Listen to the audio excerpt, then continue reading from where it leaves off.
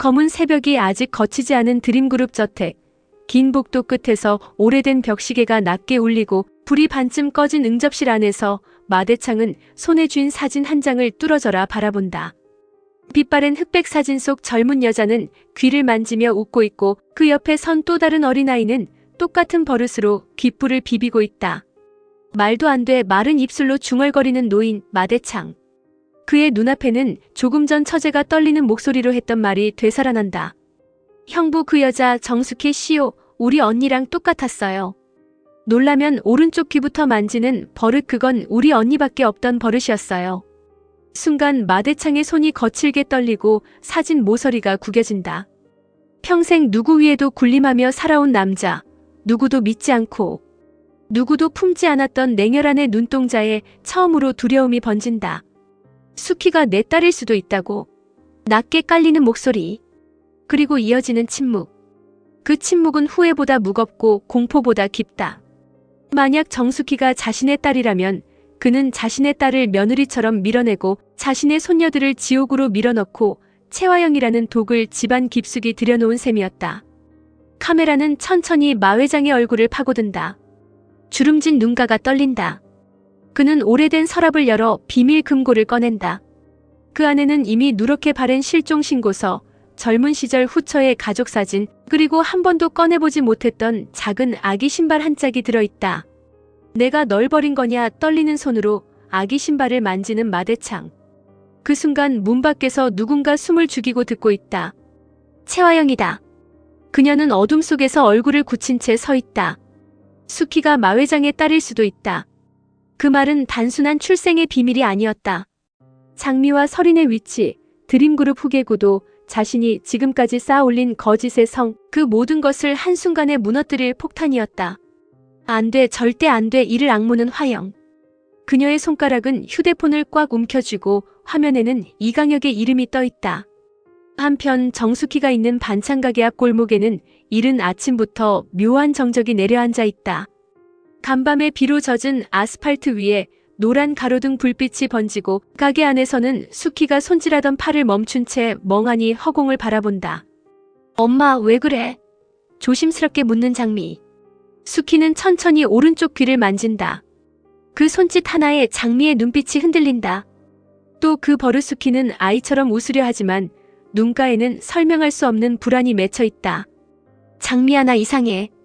누가 자꾸 나를 부르는 것 같아. 아주 오래된 목소리야. 누가? 아빠라고 해야 하나 무서운 사람인데 자꾸 울고 있어. 숙희가 떨리는 목소리로 말하자 장미는 숨을 삼킨다. 그때 가게 문이 조용히 열린다. 마설인이다. 평소처럼 날카롭게 꾸민 얼굴도 오만하게 치켜든 턱도 없다. 창백한 얼굴, 잠을 못 잔 눈, 손끝에 묻은 불안. 그녀는 장미와 숙희를 번갈아 바라보다가 억지로 웃는다. 우리 소풍 갈래? 너무 뜬금없는 말. 장미가 굳는다. 뭐? 설이는 더 밝게 웃으려 애쓴다. 엄마도 같이. 아니 정숙혜 씨도 같이. 도시락 싸서 바다 보러 가자.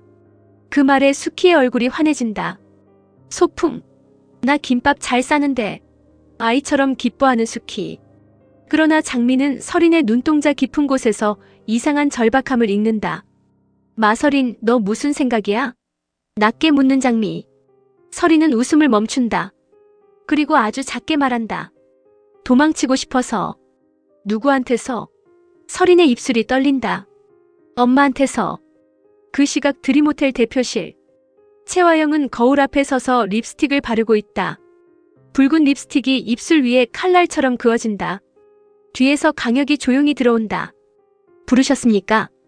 낮게 말하는 강혁. 화영은 거울 속 강혁을 바라본다. 설인이가 이상해졌어. 알고 있습니다. 장미랑 숙희를 데리고 소풍을 간대. 화영의 눈빛이 차갑게 가라앉는다. 소풍이라니 웃기지 않아? 내 딸이 내 원수들하고 놀러 가겠대. 강혁은 말없이 서 있다. 화영은 천천히 돌아선다. 입을 막아야 해. 그 한마디에 방 안 공기가 얼어붙는다. 강혁의 눈동자가 흔들린다. 설인 아가씨 입을 말입니까? 그래. 대표님 그분은 따님입니다. 그래서 더 위험해. 화영은 이를 악문다. 가장 가까운 사람이 가장 잔인하게 배신해. 너도 봤잖아. 설인이 눈빛. 걘 지금 내가 무슨 짓을 했는지 알고 싶어 해. 알게 되면 마 회장 앞에서 다 까발리겠지. 오장미 앞에서 울면서 나를 괴물이라고 부르겠지. 강혁은 고통스럽게 눈을 내리깐다. 설인 아가씨를 해치라는 명령은 못 받습니다. 화영이 천천히 다가온다. 누가 죽이래? 그녀의 목소리는 부드럽지만 독하다. 잠깐만 사라지게 하면 돼. 사고처럼. 실종처럼. 엄마가 정신 차릴 때까지 딸도 조용히 있어야지. 강혁은 처음으로 화영을 정면으로 본다. 이제는 정말 멈추셔야 합니다. 화영의 얼굴에서 표정이 사라진다. 내가 감히 나한테 멈추라고 해? 설인 아가씨까지 버리면 대표님은 돌아올 수 없습니다. 돌아올 꽃 같은 거 나한테 있었니? 화영이 낮게 웃는다. 난 처음부터 아무것도 없었어. 내가 가진 건 내가 뺏은 것뿐이야. 그러니까 빼앗기기 전에 더 세게 움켜쥐어야 해. 강혁은 숨을 들이마신다. 한영자 변호사님이 대표님 자료를 파고 있습니다. 그 이름이 나오자 화영의 눈빛이 번쩍인다. 또 그 여자야? 영자 씨는 강혁이 말을 멈춘다. 그러나 이미 늦었다. 화영의 입꼬리가 비틀린다. 영자 씨? 방 안의 조명이 흔들리고 그녀의 얼굴이 광기처럼 일그러진다. 너 지금 그 여자 이름을 그렇게 불렀니? 강혁은 대답하지 못한다. 화영은 웃는다. 좋아. 아주 좋아. 내 개가 남의 손에 길들여지는 꼴 내가 그냥 볼 줄 알았어? 그녀는 책상 위에 놓인 서류 봉투를 강혁에게 던진다. 이거 가져가. 소풍 장소, 차량 동선, 약품 투입 가능한 음식 리스트. 설인이는 입을 막고 수키는 기억을 막고 오장미는 의심을 막아. 강혁이 봉투를 열지 못한 채 굳어있다. 싫다면? 그럼 내가 제일 아끼는 그 정의로운 변호사부터 무너뜨릴 거야. 화영이 속삭인다. 한영자, 강남봉, 강백호, 강준호 내가 망설이는 동안 내가 누구부터 밟는지 한번 봐. 카메라는 바로 한영자의 사무실로 넘어간다. 책상 위에는 마대창 처제의 진술 메모, 수키의 과거 사진, 보육원 기록, 그리고 마 회장 실종 딸 가능성이라고 적힌 파일이 펼쳐져 있다. 영자는 밤새 잠을 자지 못한 얼굴로 녹음 파일을 듣는다. 처제의 떨리는 목소리가 흘러나온다. 우리 언니는 어릴 때부터 놀라면 귀를 만졌어요. 근데 정숙혜 씨가 똑같이 하더라고요. 그냥 비슷한 게 아니라 몸이 기억하는 버릇처럼 영자의 눈빛이 깊어진다. 정숙혜 씨가 마대창 회장의 딸이라면 장미와 설이는 그때 강남봉이 문 앞에 서 있다. 그는 아내를 바라보며 조용히 말한다. 당신 또 드림그룹 일에 끼어드는 거야? 영자는 고개를 들지 않는다. 끼어드는 게 아니라 누군가를 구하는 거야. 그 누군가가 우리 가족까지 위험하게 만들면 영자가 천천히 남편을 본다. 당신이 걱정하는 건 가족이야? 아니면 채화영이야? 남봉의 얼굴이 굳는다. 영자는 더는 피하지 않는다. 당신 눈빛, 내가 모를 것 같아? 젊은 시절 책받침 속 여신이 다시 나타나니까 마음 흔들렸겠지. 그럴 수 있어. 그런데 강남봉 흔들린 마음을 핑계로 죄를 외면하면 그땐 당신도 공범이야. 남봉은 입술을 깨문다. 나는 그냥 당신이 다칠까봐. 나는 당신이 늦기 전에 제자리로 돌아오길 바라. 영자의 목소리가 낮게 떨린다. 그리고 그 순간 사무실 문틈 아래로 누군가 검은 봉투 하나를 밀어넣고 사라진다. 영자가 봉투를 열자 안에는 사진 여러 장이 들어있다. 강혁과 영자가 병원 복도에서 마주 서 있는 사진, 강혁이 영자에게 우산을 씌워주는 듯 보이는 각도의 사진, 그리고 뒷면에 적힌 한 줄. 남의 남편 흔드는 건 채화영만 하는 줄 알았나? 영자의 눈빛이 얼어붙고 남봉은 사진을 빼앗듯 들어올린다. 이건 뭐야? 조작이야. 조작인 건 알아. 그런데 누가 왜 이런 짓을 영자는 즉시 깨닫는다. 채화영. 그녀의 목소리가 차갑게 가라앉는다. 날 흔들어서 강혁씨까지 무너뜨리려는 거야. 남봉은 그 이름에 반응한다. 강혁씨? 영자는 남편의 눈빛을 본다. 이번에는 남편이 질투한다. 어이없을 만큼 뒤틀린 상황 속에서 부부의 신뢰마저 시험대 위에 오른다. 반찬 가게에서는 소풍 준비가 이상할 만큼 밝게 진행된다. 수키는 김밥을 말며 콧노래를 부르고 장미는 말없이 도시락통을 챙기며 서린을 경계한다. 서린은 한쪽에 앉아 사과를 깎다가 손을 베인다. 아, 작은 신음. 장미가 본능적으로 다가가 손을 잡는다. 멍청하게 칼질도 못해. 말은 차갑지만 손수건으로 피를 눌러주는 장미. 서린은 그 손을 멍하니 본다. 왜 챙겨? 피 흘리니까. 내가 미운데? 미워도 피나는 사람 그냥 못 봐. 장미의 대답에 서린의 눈가가 젖는다. 너 진짜 짜증나. 너도. 짧은 대화. 그러나 그 사이에는 쌍둥이로 태어났지만 평생 다른 세계에서 살아온 두 사람의 이상한 균열과 연결이 동시에 흐른다. 수키는 두 사람을 보고 환하게 웃는다. 우리 딸들 같이 있으니까 예쁘다. 그 말에 장미와 서린이 동시에 굳는다. 서린은 고개를 숙인다. 딸들 아주 작게 따라 말한다. 그때 서린의 휴대폰이 울린다. 채화영이다. 서린은 화면을 보고 손끝이 굳지만 받지 않는다. 곧 메시지가 도착한다. 지금 당장 돌아와. 엄마 화나게 하지 마. 이어지는 두 번째 메시지. 내가 입만 다물면 아무 일 없어. 서린의 눈빛이 차갑게 변한다. 장미가 묻는다. 화영이야? 서린은 휴대폰을 꺼버린다. 오늘 하루만 엄마 없는 데서 숨 쉬고 싶어. 왜 우리를 데리고 가? 모르겠어. 서린은 솔직히 말한다. 어쩌면 내가 진짜로 알고 싶은 건 내가 가진 게 아니라 내가 잃어버린 거였는지도. 장미는 말없이 서린을 바라본다. 두 사람 사이에 처음으로 적이가 아닌 피로감이 내려앉는다. 소풍길. 오래된 승합차가 새벽 안개를 뚫고 외곽 도로를 달린다. 운전석에는 오복길, 조수석에는 수키가 앉아 창밖을 보며 아이처럼 웃고 뒤에는 장미와 서린이 나란히 앉아 있다. 멀리서 강백호의 차가 따라붙고 또 다른 방향에서는 강준호가 조용히 차량 추적 앱을 확인한다. 느낌이 안 좋아. 준호의 낮은 목소리. 백호도 운전대를 꽉 쥔다. 나도 그래. 서린 씨가 갑자기 소풍을 제안한 것도 이상하고 화영이 조용한 것도 이상해. 그 순간 백호의 휴대폰에 한영자의 메시지가 뜬다. 오늘 소풍 조심해. 화영이 움직이고 있어. 백호의 얼굴이 굳는다. 형, 속도 올려. 차가 빗물 고인 도로 위를 빠르게 질주한다. 반면 검은 세단 안에서 강혁은 아무 말 없이 같은 도로를 따라가고 있다.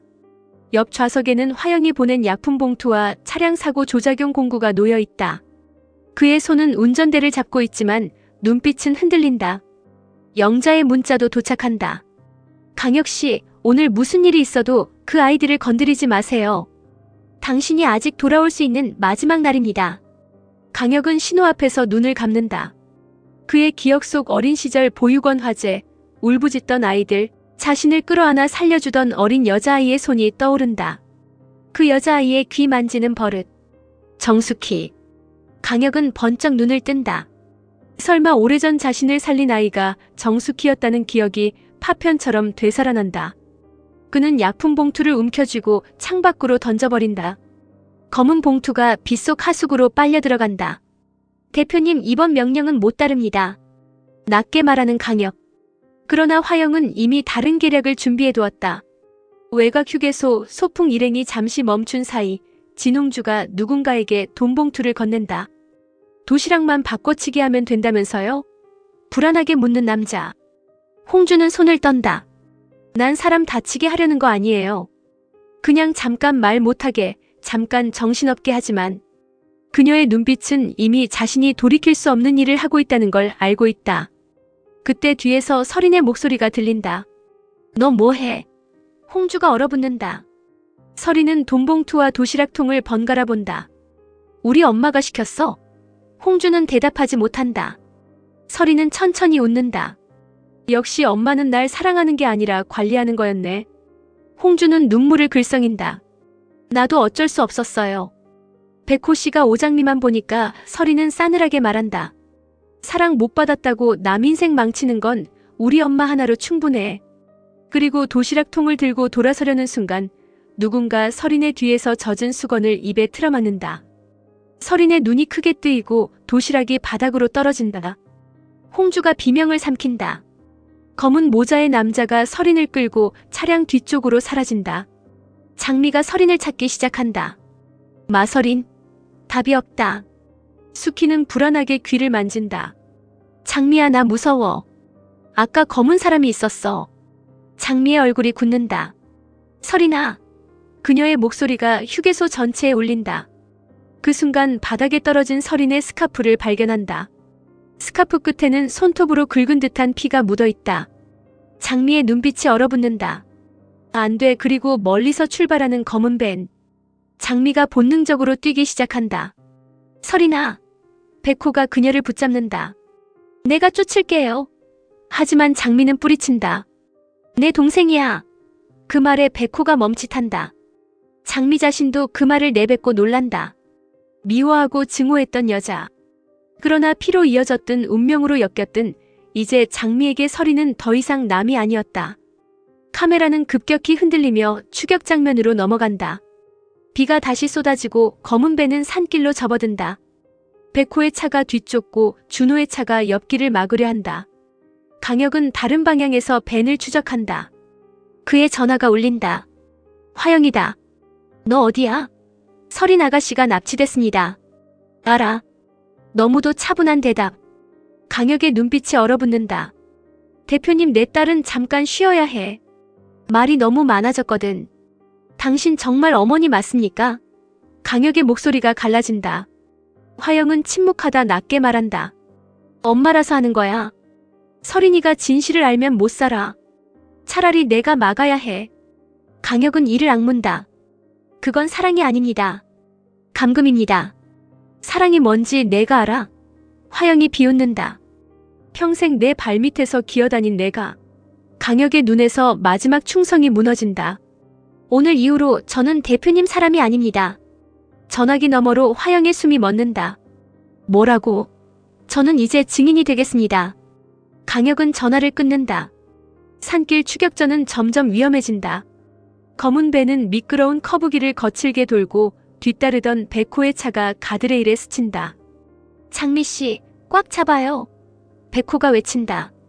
장미는 뒷좌석에서 수키를 감싸 안는다. 수키는 겁에 질려 중얼거린다.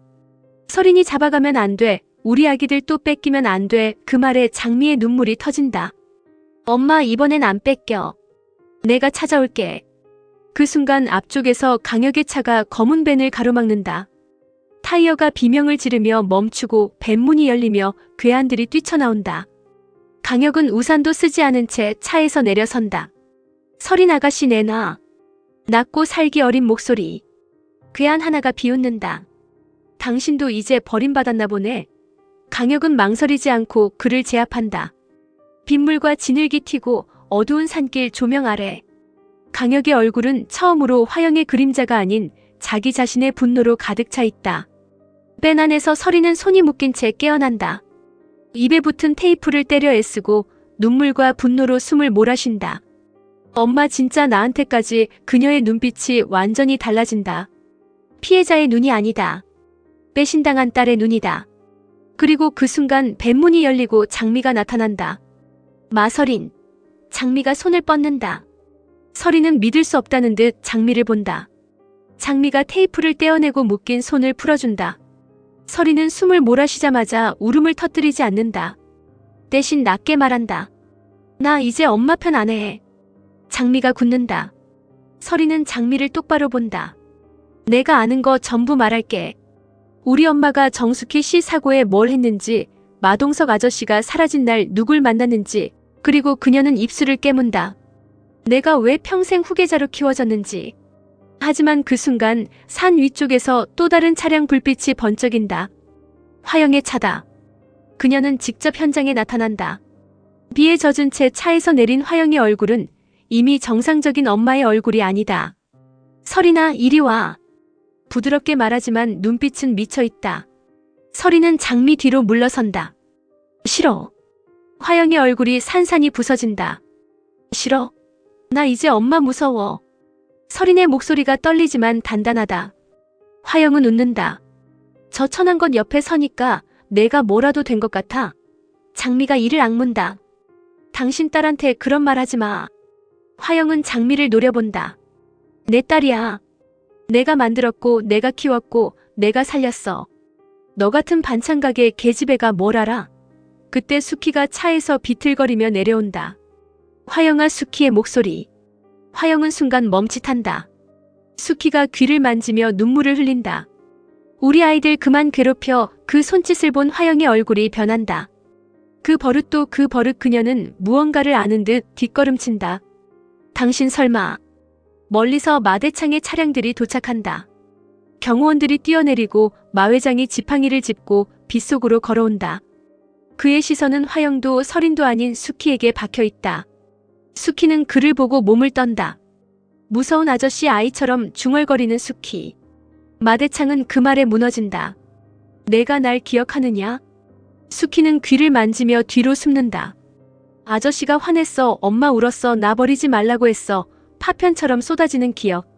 마대창의 눈에서 눈물이 흐른다. 그만해라. 그러나 수키는 멈추지 못한다. 언니가 귀 만지면 엄마가 웃었어. 나도 따라했어. 그런데 불났어. 사람들이 뛰었어. 누가 내 이름을 바꿨어. 처제가 달려와 수키를 붙잡고 오열한다. 맞아. 그거야 언니 딸이야. 형부, 이 사람 우리 언니 딸 맞아요. 채화영의 얼굴이 창백해진다. 모든 비밀이 동시에 터지고 있다. 설인의 입, 수키의 기억, 마 회장의 의심, 처제의 증언. 그녀는 천천히 뒤로 물러난다. 그리고 웃기 시작한다. 처음엔 작게, 곧 미친 사람처럼. 그래서 뭐, 이제 와서 가족 상봉이라도 하게. 그녀의 눈빛이 피처럼 붉어진다. 다들 나만 괴물이라고 하지. 근데 이 집안 자체가 괴물이야. 마대창 회장님, 당신이 만든 괴물이라고. 마대창이 낮게 말한다.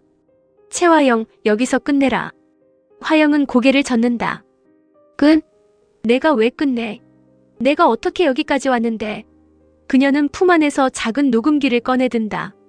끝나는 건 내가 아니야. 이거 틀면 당신도 끝이야. 마대창의 얼굴이 굳는다. 화영은 미소 짓는다. 정수키가 왜 사라졌는지, 마동석이 왜 돌아오지 못했는지 회장님도 완전히 깨끗하진 않잖아요? 그 순간 모두의 시선이 마대창에게 향한다. 장미가 떨리는 목소리로 묻는다. 무슨 뜻이에요? 마대창은 대답하지 못한다. 수키는 혼란에 빠져 귀를 만지고 설이는 화영과 마대창을 번갈아 본다. 할아버지도 알고 있었어? 설인의 목소리가 무너진다. 내 인생이 거짓말인 거 할아버지도 알았어? 마대창은 처음으로 힘없이 말한다. 나는 너를 지키려고 다들 지킨대. 설인이 눈물을 흘리며 웃는다. 근데 왜 지킨다는 사람들 때문에 내가 제일 아파?